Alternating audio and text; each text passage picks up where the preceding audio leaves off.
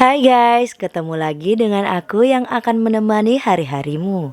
Apa kabar kalian semua? Semoga kalian baik-baik saja ya. Ya, kali ini saya akan membahas film Searching yang rilis pada tahun 2018. Film ini bercerita tentang seorang putri yang harus mencari ibunya yang telah hilang. Banyak sekali plot twist yang ditampilkan dalam film ini hingga kita dibuatnya sangat kagum. Penasaran akhir plot twist film ini yang sangat mengagumkan? Oke, tanpa basa-basi, kita langsung bahas filmnya. Tapi video ini mengandung spoiler ya. Jika tidak keberatan dengan spoiler, tonton videonya sampai habis.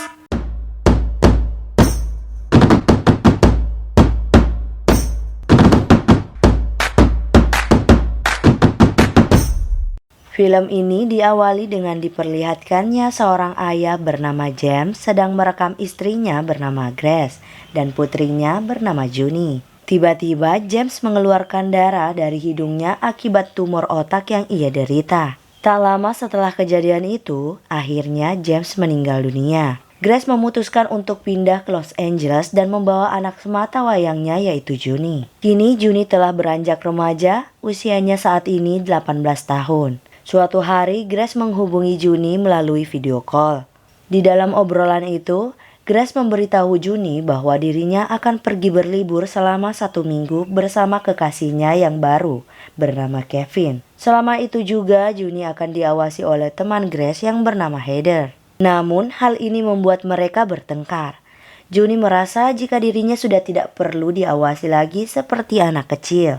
Tak lama, kita diperlihatkan Grace sampai di rumahnya bersama dengan Kevin. Mereka langsung pamit kepada Juni dan bersiap untuk berlibur ke Kolombia. Semua kebutuhan mereka hingga tiket berlibur telah disiapkan oleh Kevin. Sebelum pergi, Grace meminta Juni menjemputnya di bandara saat mereka selesai berlibur. Tak lama, taksi online pun datang dan mereka pun akhirnya pergi berlibur. Kesempatan ini langsung dimanfaatkan oleh Juni. Ia menghubungi teman-temannya untuk bersenang-senang. Sialnya, Heather sudah berada di depan pintu sambil membawakan makan malam untuk Juni. Gagal rencana hari itu. Juni kembali mengundang teman-temannya esok hari saat Heather tidak ada. Party akhirnya dimulai. Juni bersama dengan teman-temannya mulai bersenang-senang hingga mabuk berat. Tak lupa Juni juga mengabadikan momen-momen terindahnya itu di berbagai akun media sosialnya. Grace yang kini sudah di Kolombia mulai memberikan kabar kepada Juni menggunakan HP Kevin. Namun Juni tidak terlihat senang. Ia tiba-tiba mengingat dan sangat merindukan ayahnya yaitu James.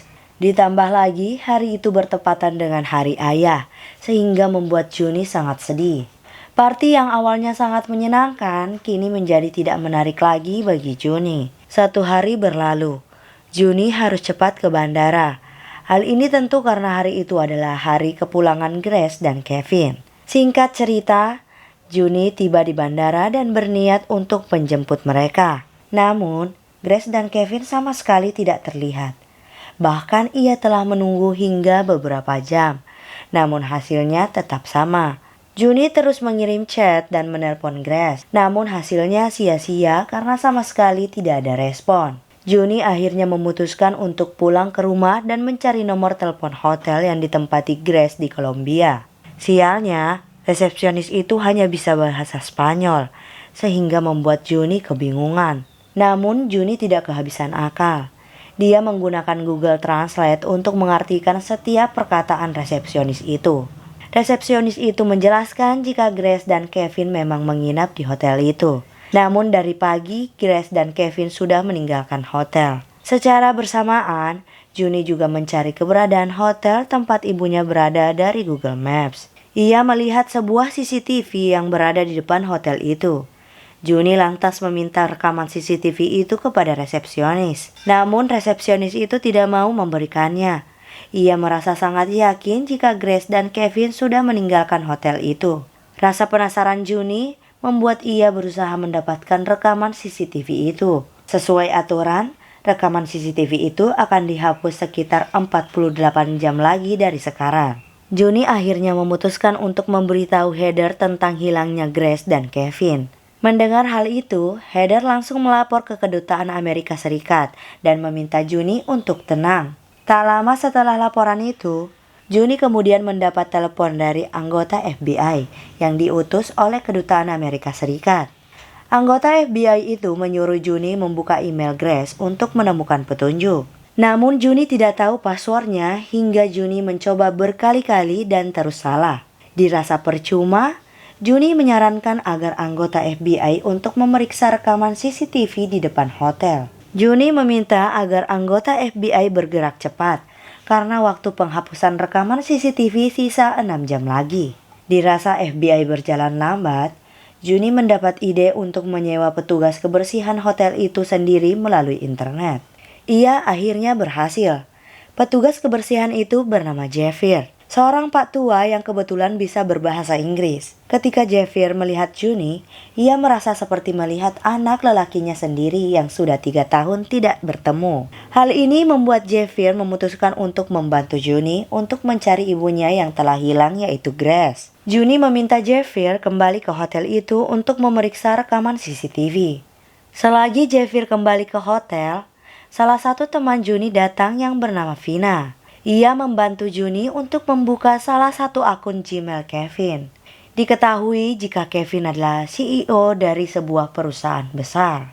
Mereka berusaha menemukan kata sandi Kevin dengan cara menghubungi call center dan berpura-pura lupa kata sandi. Pihak call center memberi banyak pertanyaan tentang identitas Kevin, dari nama sekolah hingga nama ibu.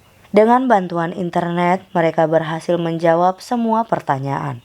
Pihak call center akhirnya melakukan pemulihan kata sandi hingga mereka berhasil masuk ke salah satu akun Gmail Kevin. Juni langsung mengecek lokasi Kevin berada saat ini. Anehnya, Kevin mematikan lokasinya sehari sebelum hilangnya mereka. Tak lama, Javier menghubungi Juni. Ia mengatakan jika rekaman itu sudah tidak ada lagi. Namun, ia mendapat kabar jika ada 2 orang turis Amerika yang meninggalkan hotel itu menuju toko pertukangan. Mendengar hal itu, Juni merubah rencananya dan mencoba melacak kartu kredit Kevin. Terlihat jika Kevin menggunakan kartu kredit terakhir kali di sebuah kedai. Namun di sana terdapat 8 kedai sehingga mereka harus menghampiri satu persatu kedai tersebut. Lagi dan lagi, Javier membantu Juni dengan cara menghampiri setiap kedai itu untuk mendapatkan informasi tentang Grace dan Kevin. Selagi Javier menghampiri ke-8 kedai itu, Juni dan Vina mulai melakukan pengecekan pada akun Gmail Kevin. Mereka menemukan beberapa akun Gmail yang diblok oleh Kevin. Penasaran?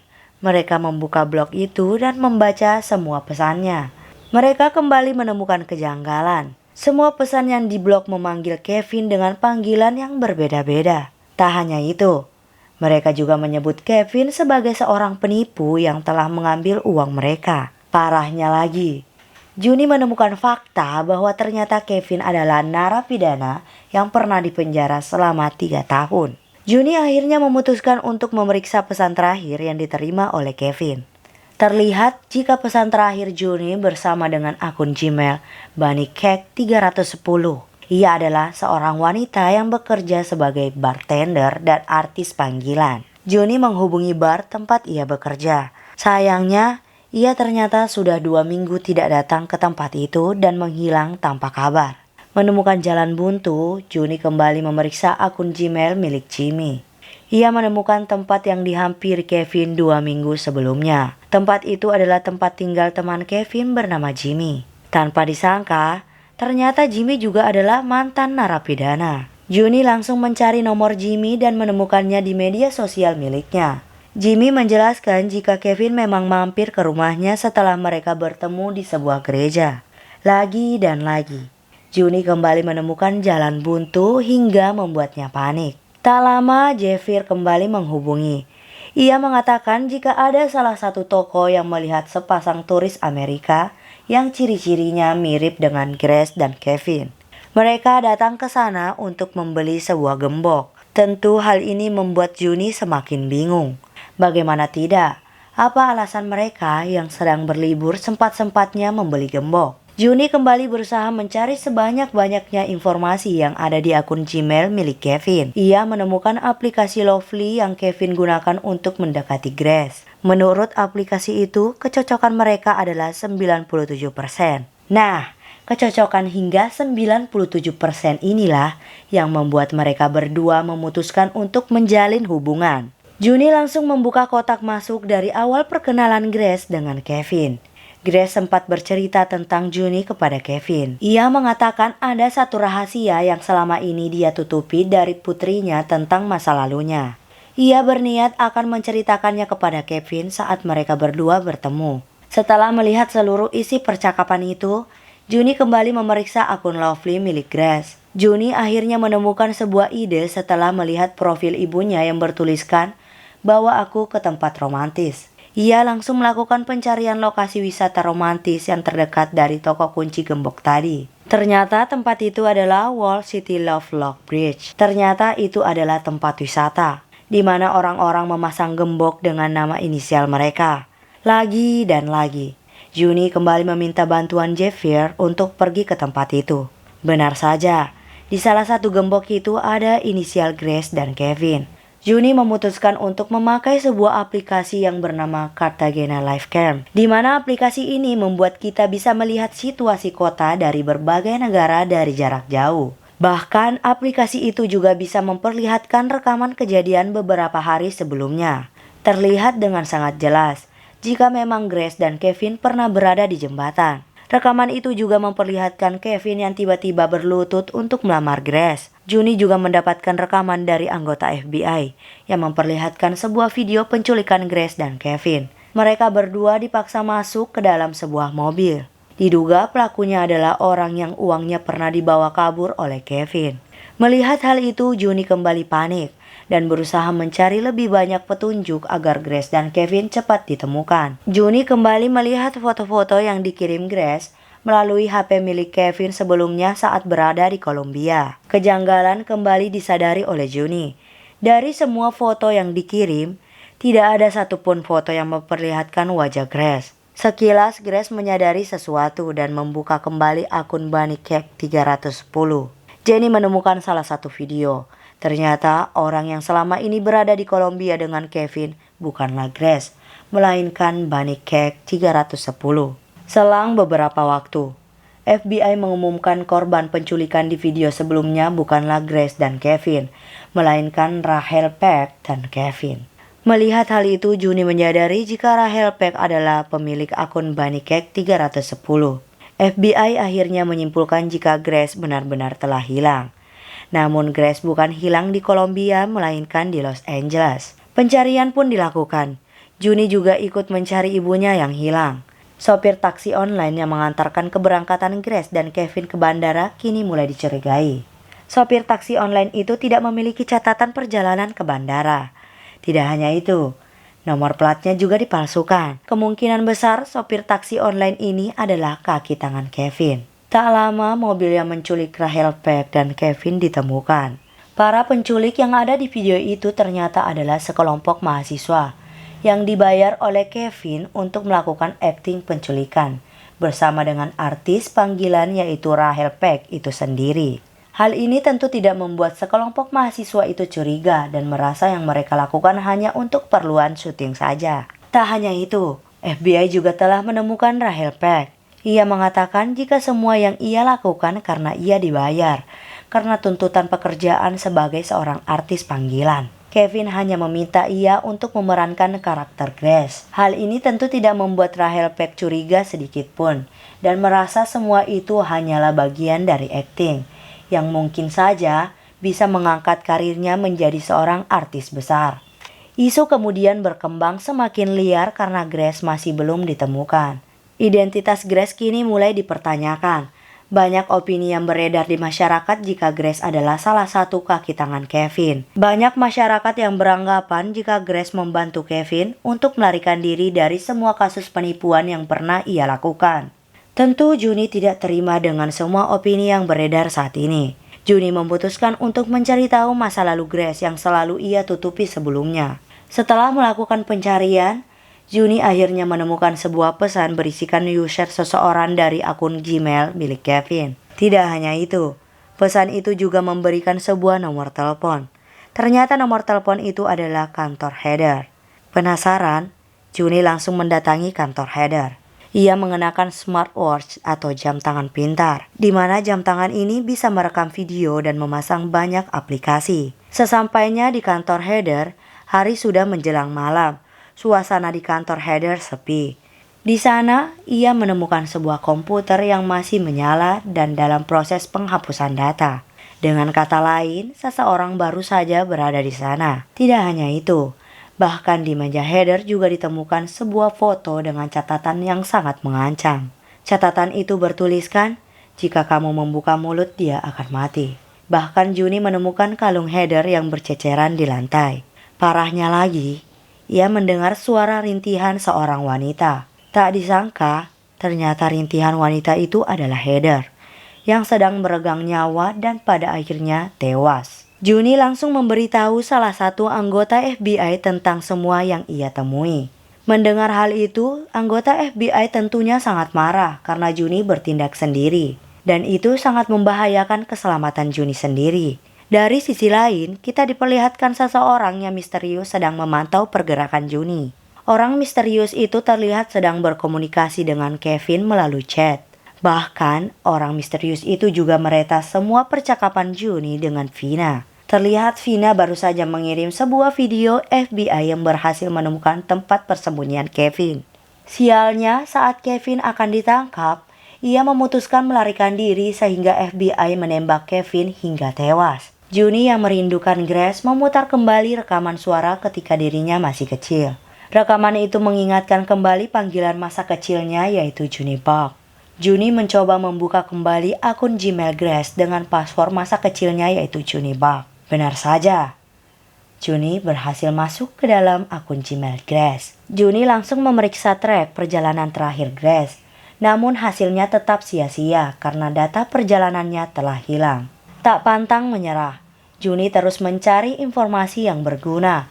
Pada akhirnya Juni menemukan sebuah akun Gmail yang diblok oleh Grace. Ternyata akun email itu pernah mengirim sebuah pesan kepada Grace dengan isi pesan, "Dia berhak tahu."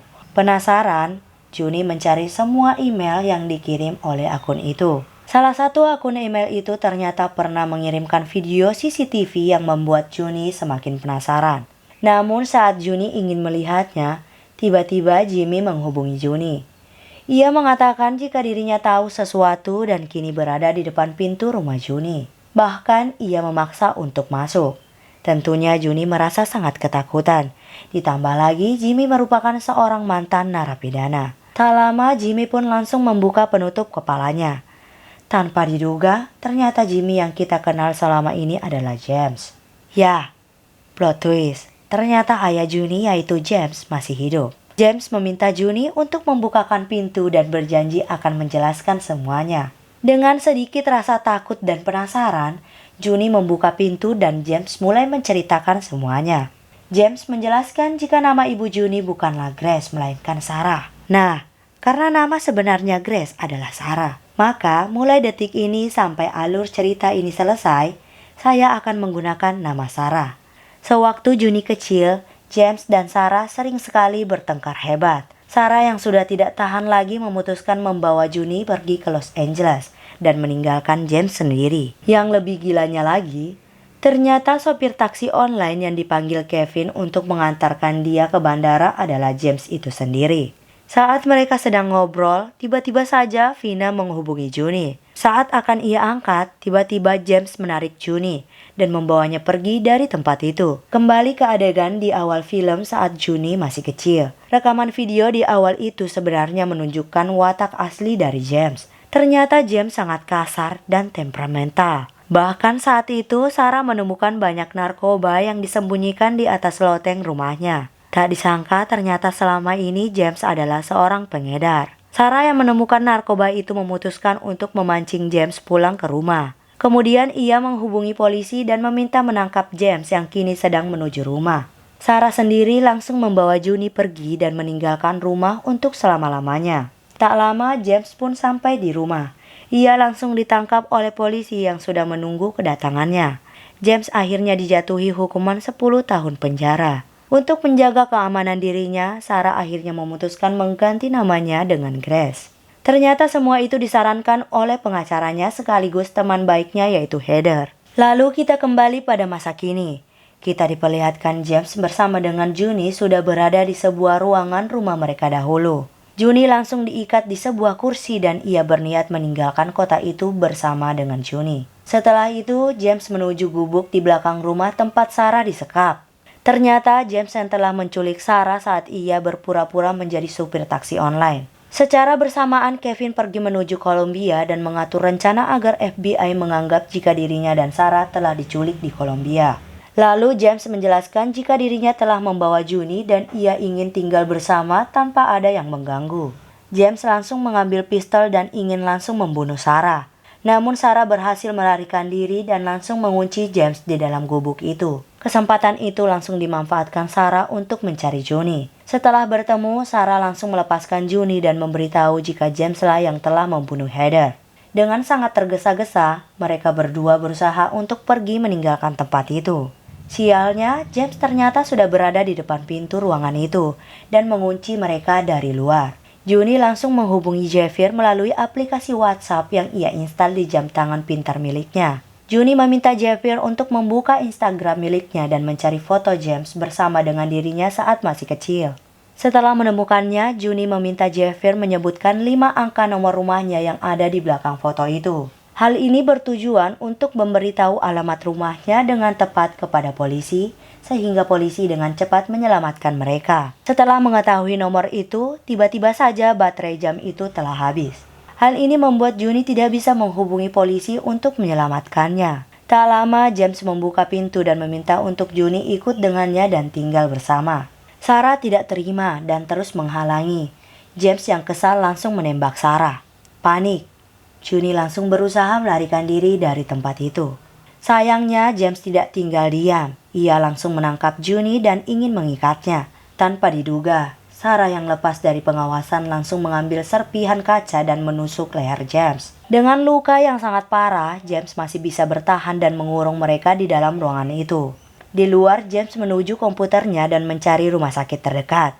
Namun sebelum ia berhasil menemukan rumah sakit terdekat, tiba-tiba saja James tewas kehabisan darah.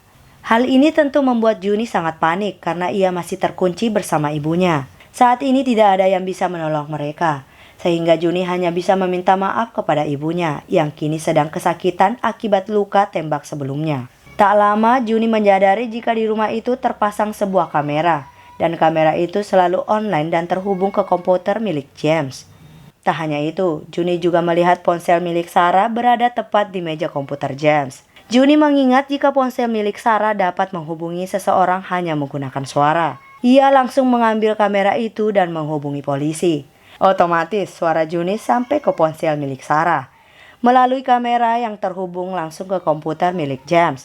Di akhir film kita diperlihatkan polisi yang sedang berusaha menyelamatkan Juni dan Sarah. Beberapa hari kemudian, kita diperlihatkan Juni dan Sarah sedang melakukan video call. Bisa disimpulkan jika pada akhirnya mereka berdua selamat dan melanjutkan hidupnya. Tak hanya itu, Javier juga kini sudah menemukan anaknya yang sebelumnya menghilang. Dan film pun berakhir. Jika suka dengan channel ini, mohon di subscribe, like, comment, dan share. Jika ada film yang ingin dibuatkan alurnya, komen aja. See you!